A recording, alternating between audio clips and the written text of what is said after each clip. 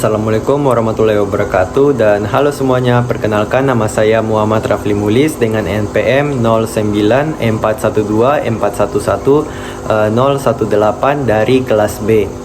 Nah, tujuan dari saya membuat video ini untuk menyelesaikan tugas dari matkul Bahasa Indonesia. Nah, pada video ini saya ingin menjelaskan mengenai materi yang berjudul Sejarah Kedudukan dan Fungsi dari Bahasa Indonesia.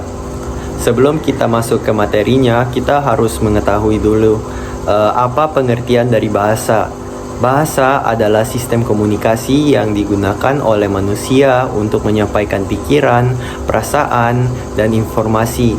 Bahasa bisa berupa lisan, tulisan, atau isyarat, dan setiap komunitas atau bangsa memiliki bahasanya sendiri.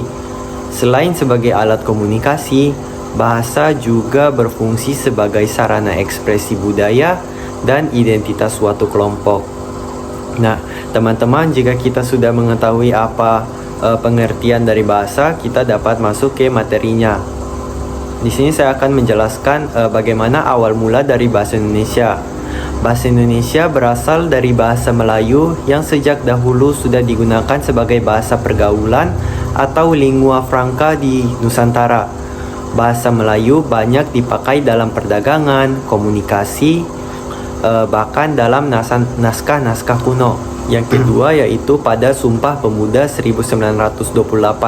Tonggak penting dalam sejarah bahasa Indonesia adalah Sumpah Pemuda pada 28 Oktober 1928. Pada kongres tersebut, para pemuda dari berbagai daerah berikrar bahwa mereka menjunjung bahasa persatuan, yaitu bahasa Indonesia. Sejak saat itu, bahasa Indonesia memiliki kedudukan sebagai pemersatu bangsa. Yang ketiga yaitu Proklamasi Kemerdekaan 1945.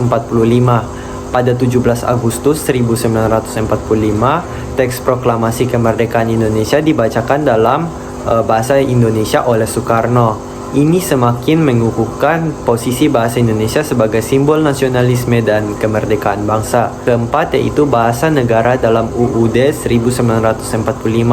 Setelah Indonesia merdeka, kedudukan bahasa Indonesia semakin kuat. Dalam pasal 36 UUD 1945 ditegaskan bahwa bahasa negara adalah bahasa Indonesia. Ini berarti bahasa Indonesia digunakan dalam administrasi pemerintahan, pendidikan, hukum, dan berbagai aspek resmi lainnya. Nah, perkembangan bahasa Indonesia sampai sekarang atau era modern, yaitu bahasa Indonesia terus berkembang dan menjadi bahasa ilmu pengetahuan, teknologi, serta komunikasi global. Bahkan banyak orang asing yang mulai belajar bahasa Indonesia.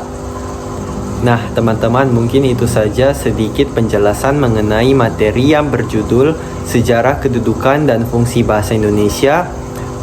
Saya mohon maaf jika ada kurangnya. Terima kasih sudah menonton. Jangan lupa like, komen, dan subscribe. Dan terima kasih. Wassalamualaikum warahmatullahi wabarakatuh.